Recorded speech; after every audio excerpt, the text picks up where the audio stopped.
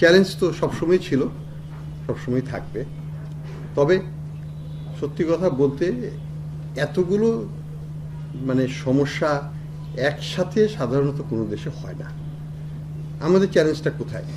যেমন শ্রীলঙ্কাতে ছিল balance of payment problem, সেখান থেকেই তাদের অন্যান্য সমস্যাগুলোর উৎপত্তি।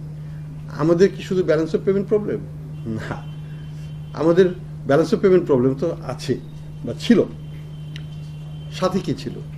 সাথে আমাদের যেটা বলা হচ্ছিল, মুস্তাফিজ সাহেব ঠিকই বলেছেন, মুস্তাফিজ, যে এখানে আমাদের সরকারের যে রাজস্বের ব্যর্থতা, সেটা কিন্তু একটা বিশাল সমস্যা এবং এটাকে উড়িয়ে দেওয়া যাবে না এবং এটাকে একদিনে সলভ করা যাবে না। আমরা পারবো না। আমাদের এই 1 মাস 2 বছরের এই সরকার, 1 বছরের সরকার এটা কোনোদিনও এই রাজস্বের সমস্যার সমাধান করতে পারবে না। ডিজাইন, এলিগেন্স, বিউটি, সেরা পণ্য সবার জন্য জেভিকো। চেষ্টা করতে পারে, কিন্তু সমাধান হবে না। 2 নম্বর যেটা হচ্ছে যে মূল্যস্ফীতি। এগেন, মূল্যস্ফীতি কি একদিনে হয়েছে? না, হয়নি। এটা কি একদিনে বা 2-4 মাসে কি এটাকে সমাধান করা সম্ভব? বা কেউ পেরেছে? না, কেউ পারেনি। কাজেই আমাকে আমার যে প্রত্যাশার সাথে বাস্তবতাকে সংমিশ্রণ করতে হবে। বাস্তবতাকে বিবর্জিত করে প্রত্যাশা বাড়িয়ে লাভ নেই, সেটা কার্যকর হবে না। এখন তাহলে আমাদের লক্ষ্যটা কি? অবশ্যই লক্ষ্য তো থাকতেই হবে। আমরা যদি দেখি আমাদের 3টে ডাইমেনশন, এক্সটার্নাল সেক্টর, আমাদের অভ্যন্তরীণ ক্ষেত্রে মূল্যস্ফীতি, এবং আমাদের যে বড় একটা হচ্ছে ব্যাংকিং খাতের সমস্যা এবং দুর্বৃত্তায়নের কারণে প্রচুর অর্থ বিদেশে পাচার হয়ে যাওয়া এবং সেটাকে ফেরত আনার প্রচেষ্টা। এই 3টে জায়গাতেই আমরা জোর দিচ্ছি বেশি, এবং along with many other things. এবং চতুর্থ যে জায়গাটায় নজর দিচ্ছি সেটা হচ্ছে বাংলাদেশ ব্যাংকের সংস্কার, যেটার সাথে আমাদের ব্যাংকিং অ্যাক্ট অ্যান্ড রেগুলেশনকে সংস্কার করে ব্যাংকিং খাতের সংস্কারটা সেটার মধ্যে চলে আসবে। এই 4টে জায়গাতে আমি ব্যক্তিগতভাবে মনে করি যে আমার ফোকাসটা থাকছে বর্তমানে। যদি এক্সটার্নাল সেক্টরটাই ধরি আমরা, সেখানে কিন্তু আমাদের যে এখন পর্যন্ত যে অর্জন, সেটাকে কিন্তু ছোট করে দেখা যাবে না। এখানে বলতেই হবে যে আমরা ছিলাম বড় একটা নেগেটিভ কারেন্ট অ্যাকাউন্ট ব্যালেন্স, আমরা এখন পজিটিভ কারেন্ট অ্যাকাউন্ট ব্যালেন্সে আছি।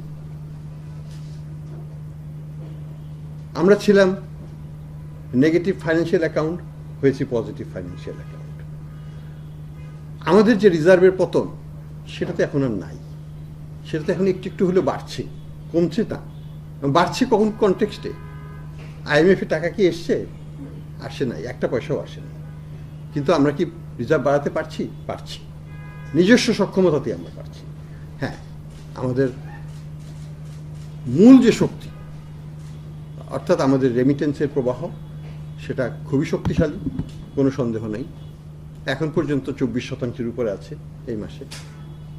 ফেব্রুয়ারিতে এটা 30% উপরে আছে, এবং আগামী মাসে ঈদের সামনে ঈদ, তার পরবর্তীতে কোরবানির ঈদ। কাজে আমরা আশাবাদী এবছর আমরা $30 বিলিয়ন হয়তো ছাড়তে পারি রেমিটেন্স। সেটা একটা বড় একটা বিশাল আমাদের নিজস্ব অর্জন। কেন হলো হঠাৎ করে বাড়ল রেমিটেন্স? অন্য কিছু নয়, it is not the exchange rate, it is not.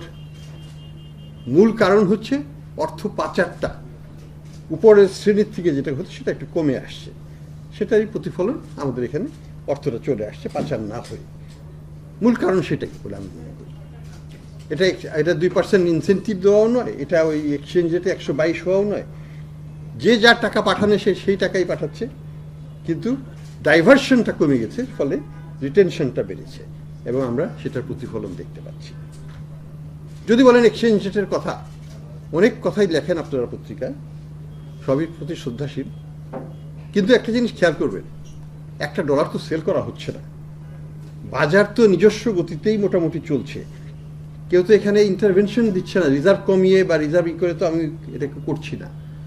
দ্বিতীয় হচ্ছে, আপনি কার্ড মার্কেটে যান, আজকের রেট আমার এক ফ্রেন্ড বললো 123 টাকা 50 পয়সা। সে কিনেছে। তাহলে পার্থক্যটা কোথায়? আপনার কার্ড মার্কেট আর ইন্টার ব্যাংকে যদি রেমিটেন্স পাঠান 121 টাকা 50 পয়সা, সাথে 2.5% যোগ করেন 124 টাকা হয়ে যাবে। তাহলে ইন্টার ব্যাংকেই আপনি বেশি পাচ্ছেন কার্ড মার্কেটের চাইতে। তাহলে ইমব্যালেন্সটা কোথায় এক্সচেঞ্জ মার্কেটে? আমি তো দেখছি না, ব্যাংকাররা দেখে। তারা মনে করে যে আরও একটু ছাড় দিতে পারলে ভালো হয়। ছাড় মানে কি? এখানে একটা সমস্যা আছে। আমাদের কিছু এগ্রিগেটার্স জমেছে দুবাইতে, নিঃসন্দেহে তারা ম্যানিপুলেট করার চেষ্টা করছে। তারা এগ্রিগেশন। হঠাৎ করে দুবাই আমাদের নাম্বার 1 রেমিটেন্স কান্ট্রি কেন হয়? দুবাই কয়জন বাঙালি আছে? বাঙালিরা তো বেশি আছে সৌদি আরবিয়াতে।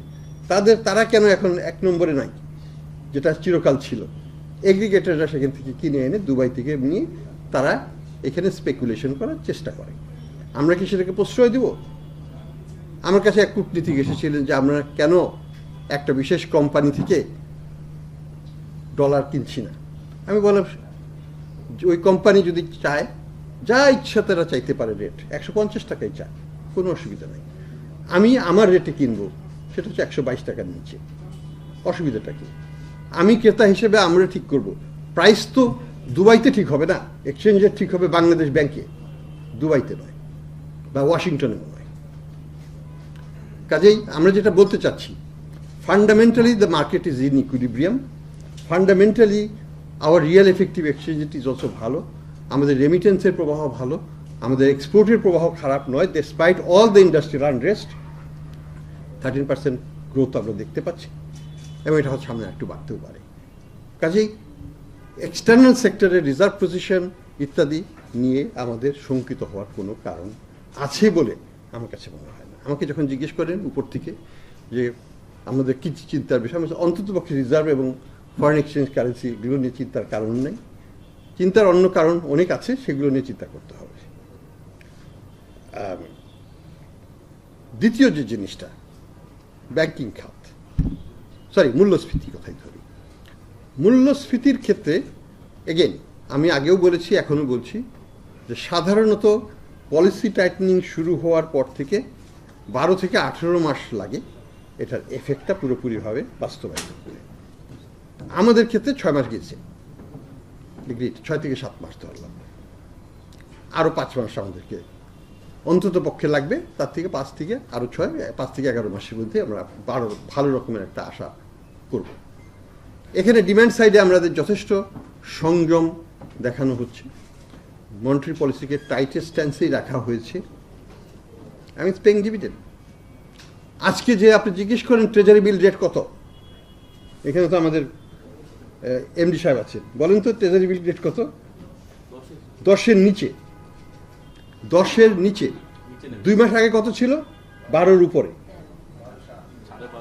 12.5 পর্যন্ত উঠেছিল। কেন কমেছে? What does it indicate? Indication হচ্ছে যে পলিসিজ আর ওয়ার্কিং। এটা নিয়ে কোনো দ্বিমতের কিছু নাই, এবং working in a market way, sustainable way. এটাকে কোনো ম্যানিপুলেশনের কিছু নাই। অকশনে চাওয়া হচ্ছে 4,000 কোটি টাকা, পড়ছে গত বিড 21,000 কোটি টাকা। প্রাইস কমবে না, যাবে কোথায়? কথা হলো পলিসি ঠিক থাকলে মার্কেট উইল রেসপন্ড। ইনফ্লেশন কমেছে, আরও কমবে, অবশ্যই কমতে হবে। কেন কনভিকশন নিয়ে বলছি? বিকজ আমি professional, I have seen it and other countries, it works. এবং এখানেও কাজ করতে হবে, কারণ এখানে তো অন্য কোনো কিছু নয়। এখানে this is the fundamental economic issues. আমাকে ডিমান্ড সাইডে কাজ করতে হবে, সাপ্লাই সাইডে কাজ করতে হবে। ডিমান্ড সাইডে আমরা ডিমান্ড ম্যানেজমেন্ট টাইট রেখেছি। সরকারের ব্যয় কমিয়ে, সরকারের বরং 1,35,000 কোটি টাকা ছিল, সেটা কমিয়ে সরকার বলছে এখন 99, আমরা বলছি 90 রাখতে হবে, 90,000 কোটি। তাহলে পরে প্রাইভেট সেক্টরের ক্রেডিটটা যাবে। প্রাইভেট সেক্টরের ক্রেডিট কি এই পলিসি রেটের কারণে সংকুচিত হয়েছে? Absolutely positively no. এটা সংকুচিত হয়েছে আমাদের ডিপোজিট গ্রোথ কম হয়েছে। ডিপোজিট গ্রোথ কত? 7.5%, 7.3%। 7.3% ডিপোজিট গ্রোথ। 18 আমাদের হচ্ছে 17 লক্ষ কোটি টাকা। কত হয়? 1,25,000, 1,26,000 কোটি টাকা। সরকার যদি 1,99,000 কোটি টাকা নিয়ে নেয়, থাকে কত প্রাইভেট সেক্টরের জন্য? এটা কি ইন্টারেস্ট রেটের কারণে সংকুচিত হয়েছে, না এটা ডিপোজিট গ্রোথের কারণে সংকুচিত হয়েছে? ডিপোজিট গ্রোথের কারণটা কি? আমাকে আসলে এক্সটার্নাল সেক্টর ইমপ্রুভ করতে হবে, নতুন ফ্লো অফ ফান্ডস বাড়াতে হবে, ইত্যাদি ইত্যাদি। ইন্টারেস্ট রেট বাড়ানো কি ডিপোজিট কমানোর জন্য, না বাড়ানোর জন্য? অবশ্যই বাড়ানোর জন্য। কাজে এখানে আমি কোনো ডেট্রিমেন্টাল ফ্যাক্টর দেখছি না। আমি মনে করি যে আমাদেরকে ডিপোজিট বাড়াতে হবে, ডিপোজিট না বাড়ালে এবং সরকারের বরোয়িংটা কমাতে হবে। এই দুটো করলেই আমার fund of flow of fund private সেক্টরে বাড়বে। এটা না করে অন্য আরও কিছু করলে অঙ্কে মিলবে না। আমার সোজা কথা, আমার লিকুইডিটির এক্সপেনশনটা হবে কোথা থেকে? মোহাম্মদ সাহেব উনি কোথা থেকে দেবেন যদি ওনার ডিপোজিট না হয়? Absolutely deposit driven lending. তার মধ্যে সরকার যদি 12% নিত, তাহলে কেন প্রাইভেট সেক্টরকে আমি দিব? অবশ্যই দিব না। এখন সরকার একটা কমে 9.5 এসছে, আগামীতে যদি 7.5 আসে, আমি একটু বলছিলাম যোগ করে, আমাদের এমডি সাহেবদের ঘুম নষ্ট হয়ে যাবে। কারণ কি জানেন? এতদিন পর্যন্ত গত 1 বছর ঘুমিয়ে ঘুমিয়ে পয়সা আসতো সরকারের কাছে, তারা টাকাটা দিয়ে দিত, একলাই মানে কি বলে পিএনআই বেড়ে, প্রফিট বেড়ে যেত। হ্যাঁ, এখন লোন দিয়ে প্রফিট বাড়াতে হবে, লোন দিয়ে ব্যক্তি খাত থেকে লোন দিতে হবে তাদের, কারণ সরকার রিটার্নটা অ্যাট্রাকটিভ হবে না। That's the real economics, that's real banking. শুয়ে শুয়ে পয়সা কামানো তো ব্যাংকিং নয়, তাই না? তো আমরা একটা কঠিন সময় পার করে আসছি, but we are moving in the right direction. এটা বুঝতে হবে আমাদেরকে, যেটা এটা ডাইরেকশনটা কোথায় যাচ্ছে। সো ইনফ্লেশনের ব্যাপারে আমি আবার যেটা আমি বারেবারেই বলছি, সেটাই ডে ওয়ানে আমি বলেছিলাম যে আমার লক্ষ্য হচ্ছে 7 থেকে 8% নামিয়ে আনা জুনের মধ্যে। আই এম স্টিল হোপফুল আমরা এটা পারবো অর্জন করতে। এবং আমাদের লক্ষ্য কি? আমাদের লক্ষ্য হচ্ছে ইনফ্লেশনকে 5-এর নিচে নামিয়ে আনতে। সময় দিতে হবে অবশ্যই। সাথে যখন এটা 7-এর নিচে চলে আসবে, পলিসি রেটকে আমরা নামানো শুরু করে দেব। পলিসি রেট আমি কমাই আর না কমাই, মার্কেট রেট কিন্তু তার আগেই কমে যাবে। আমি দৃঢ়ভাবে বিশ্বাস করি মার্কেট রেট কমে যাবে। And that's what's the market economics is all about. আমার পলিসি রেট উইল তো follow the market rate, it's not the other way around. আমি এটাকে টাইট অবস্থানে রাখবো, market will respond to the policy. So inflation কমে আসলে interest rate কমবে, আমার এক্সচেঞ্জ রেটের স্টেবিলিটি আসবে, আমার যে ম্যাক্রো অবজেক্টিভগুলোকে আমি পুরোপুরিভাবে অ্যাচিভ করতে পারবো। That's the objective. এই সিচুয়েশনে আমি এক্সচেঞ্জ মার্কেটকে স্টেবল রাখতেই হবে, এক্সচেঞ্জ রেটকে স্টেবল রাখতে হবে, এবং সেটা স্টেবল আছে বলে আমি মনে করি। এবং সেটা যদি থাকে, দ্যাট উইল বি অলসো আমার এই ইনফ্লেশনকে সাপোর্ট দিবে। তারপরে যেটা সরকার সাপ্লাই সাইডে যেটা করেছে সেটাও ভালো, অনেক ট্যাক্স জিরো করে দিয়েছে অন এসেনশিয়াল প্রোডাক্টস। আমার কাছে টেবিলটা নাই। সত্যি কথা বলতে অক্টোবর ডিসেম্বরে প্রায় প্রত্যেকটা আইটেম এক্সেপ্ট পেঁয়াজ, ডোমেস্টিক প্রোডাকশনের কারণে পেঁয়াজের আমদানি হয় নাই, প্রত্যেকটা আইটেম 20% বেশি বেড়েছে ইম্পোর্ট। প্রত্যেকটা আইটেম ফ্যাক্টস। এটা আপনি চাল বলেন, গম বলেন, চিনি বলেন, বলেন, সবগুলোতে 20% থেকে 30% বৃদ্ধি হয়েছে এই অক্টোবর টু জানুয়ারি মাসে। So we are well stocked in terms of Ramadan. কাজে আমি মনে করি যে আমাদের সাপ্লাই সাইড এলসি মার্জিন কি এখন আছে? আর নাই। আমাকে অনেকে বলে গাড়ির উপরে তুলে দিতেন, সবই তুলে দেবো, কেন রাখবো? Let individual preferences work. আমি ওইসবে রেস্ট্রিকশনে বিশ্বাস করি না। এখন কি রেমিট করতে বাংলাদেশ ব্যাংকের পারমিশন নিতে হয়? লাগে না। আপনি যে কোনো ব্রাঞ্চে যান, আপনার যদি বিদেশি হন, আপনার যদি বিদেশে টাকা পাঠানোর আইনগত অধিকার থাকে, AD bank they will do it. Bangladesh ব্যাংকের জন্য কোনো অ্যাপ্রুভালের প্রয়োজন নাই। এটা শুনে অনেকে অবাক হয়। তারা বলছে বাংলাদেশ ব্যাংকের পারমিশন লাগবে না। না, পারমিশন লাগবে না, তোমার ব্যাংকে যাও, ব্যাংকে যে টাকা পাঠিয়ে দাও। That's liberalisation. আমরা এই দায় নিয়ে যাচ্ছি। আমরা চাচ্ছি যে আলটিমেটলি একটু স্টেবিলিটি আসলে আমরা এক্সচেঞ্জেরটাকে পুরোপুরিভাবে আমরা ফ্রি করে দিতে পারবো বলে আশাবাদী। তবে এখনই নয়, এটা যেই বলুক না কেন, এখনই নয়। এই ইস্যুতে আমি মনে করি যে আমাদেরকে একটু ধীরে যেতে হবে, আমার রিজার্ভ বিল্ড আপ করতে হবে, আমার ইন্টারভেনশন ফান্ড রাখতে হবে, আমাকে পলিসি টাইটনিং রাখতে হবে, আস্থা ফিরিয়ে আনতে হবে on the macroeconomic stabilisation. তাহলেই আমরা সেটাও করে ফেলতে পারবো। বাট সেটা কোনো কনস্ট্রেন্ট নয়, কারণ মার্কেট তো ভার্চুয়ালি ইন ব্যালেন্স আছে। আমার মার্কেট তো কোনো ডিসইকুইলিব্রিয়াম নাই। থার্ড ফ্যাক্টর হচ্ছে ব্যাংকিং খাত। ব্যাংকিং খাত সম্পর্কে আমি বলবো যে আমাদের ইন্টারভেনশন কিছুটা কাজ করেছে, কিন্তু একটা ব্যাংক থেকে যদি 87% টাকা ডিপোজিট কোনো পরিবার এককভাবে নিয়ে চলে যেয়ে থাকে, সেই ব্যাংকে কি বাঁচানো সম্ভব? কাজেই এটাও আমাকে বুঝতে হবে যে এখানে আমাকে বড় রকমের পলিসি ইন্টারভেনশন করতে হবে। আমরা ব্যাংক রেজলিউশন অ্যাক্ট ড্রাফট করা হয়ে গেছে, এটাকে ভেটিংয়ের জন্য পাঠানো হয়েছে। It's is international standard banking resolution act, all options are there. সেখানে লিকুইডেশন বলি, মার্জার বলি, নিউ ইনভেস্টমেন্ট বলি, নতুন ইনভেস্টর বাইরে থেকে আনা হোক, সব রকমের অপশনকে রেখেই ব্যাংক রেজলিউশনের পরিকল্পনা আছে, করা হবে ইনশাল্লাহ। আমরা চাই আমাদের যে দুর্বল ব্যাংকগুলোকে আছে সেগুলোকে যে কোনোভাবেই হোক না কেন ডিপোজিটরের 100% ইন্টারেস্ট প্রোটেক্ট করে আমরা সেগুলোকে রিক্যাপিটালাইজ করে ওভার টাইম, 1 বছরে হবে না, এটা হয়তো 5 বছর লাগবে, ধীরে ধীরে এটাকে একটা প্রক্রিয়ার মাধ্যমে হবে। যে প্রক্রিয়ার মাধ্যমে আপনার ব্যাংক উঠে এসছে, ইবিএল উঠে এসছে, সিটি ব্যাংক উঠে এসছে, একই প্রক্রিয়াতেই হবে, ধীরে ধীরে হবে। সংস্কার কার্যক্রমের একটা মিডিয়াম টার্ম স্ট্র্যাটেজি থাকতে হবে, সেটার মাধ্যমে। আমি তো 1 বছরে 200 কোটি টাকা, 2 লক্ষ কোটি টাকা তো দিতে পারবো না, আমাকে ধীরে ধীরে ক্যাপিটালাইজ করতে হবে, ডিপোজিট গ্রোথ বাড়াতে হবে, সেখান থেকে প্রফিট বেরিয়ে ওটাকে রিপ্লাউ করে আমাকে আস্তে আস্তে শক্তিশালী হতে হবে।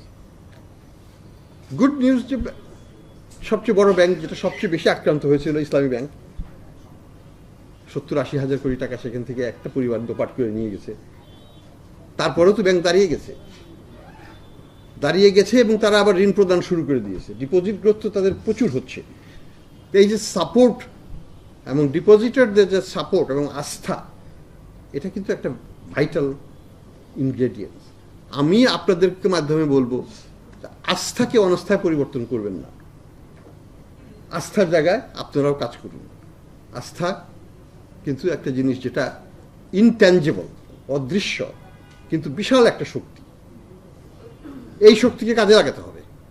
এই আস্থা যদি না থাকে তাহলে আপনি শক্তিশালী হয়েও দুর্বল, আবার আস্থা থাকলে দুর্বল হয়েও শক্তিশালী এবং উপরে যেতে পারবেন। ব্যাংকিং খাত নিয়ে আমাদের পরিকল্পনা খুব সুদৃঢ়। আমরা আশা করি এটাকে পলিটিক্যাল বাইংয়ের থ্রুতে আমরা এটা বাস্তবায়ন করতে পারব। আমরা অনেক কাজ করছি, শুধুমাত্র বোর্ড চেঞ্জ ইত্যাদি নয়, আমরা ভিতরে অনেক কাজ করছি, অনেক রেজলিউশন সিনারিও করছি, কিভাবে এটাকে কোনটাকে করলে পরে সেটা সবচেয়ে এফেক্টিভ হয়, কস্ট এফেক্টিভ হয়, স্ট্র্যাটেজিটা সাস্টেনেবল হয়, সেগুলোকে নিয়ে আমরা সিমুলেশন এক্সারসাইজ চালিয়ে যাচ্ছি। ব্যাংকের যে asset recovery, that's another area. একটা জিনিস, ব্যাংকিং খাতের রিফর্মের সাথে সাথে আমরা কিন্তু বাংলাদেশ ব্যাংক স্ট্রেংথেনিং কার্যক্রম শুরু করেছি। আমরা খুব দ্রুততার সাথেই বাংলাদেশ ব্যাংককে একটা স্বায়ত্তশাসিত, পূর্ণাঙ্গ স্বায়ত্তশাসিত প্রতিষ্ঠান হিসাবে ট্রান্সফর্ম করব ইনশাল্লাহ। We got the political support from our chief adviser, এবং এই ব্যাপারে আমরা খুব দ্রুত কাজ করছি। আমরা 3-4 মাসের মধ্যেই প্রপোজালটা সরকারের কাছে নিয়ে যাব। এখন বল ইজ ইন আমাদের কোর্টে, কত তাড়াতাড়ি আমরা করতে পারি। আমার অক্ষমতা হচ্ছে যে আমার সক্ষম লোকের অভাব। সেই জায়গাটায় যদি আমরা একটু সক্ষম হতে পারি, দ্রুততার সাথে আমরা করতে পারবো। অনেক কিছু করা যায়, কিন্তু বাংলাদেশে কিন্তু লোকবলের খুবই অভাব আছে, এটা অস্বীকার করে লাভ নেই। তো আমরা চেষ্টা করছি, খুব এখানে সব কিছুকেই চেঞ্জ করতে হবে। বাংলাদেশ ব্যাংকের হায়ারিং ফ্রিজ করা আছে। বাংলাদেশ ব্যাংকের আমরা চাচ্ছি এটাকে এমনভাবে গঠন করতে যেটা একটা মডার্ন সেন্ট্রাল ব্যাংক হিসাবে সুপ্রতিষ্ঠিত হতে পারে। আমরা আইনকে চেঞ্জ করব, আমরা ডিপার্টমেন্ট, ফাংশন, ফোকাস ইত্যাদি সব চেঞ্জ করব। আমরা রিফোকাস করব। যে জিনিসগুলো সেন্ট্রাল ব্যাংকের কোর অ্যাক্টিভিটি নয় সেগুলোতে আমরা থাকবো না। আমাদের ফোকাস যেখানে কমপ্লায়েন্স, রেগুলেশন, এনফোর্সমেন্ট, এই জায়গাগুলোতে আমাদের সবচেয়ে বেশি জোর দিতে হবে এবং তাৎক্ষণিকভাবে জোর দিতে হবে।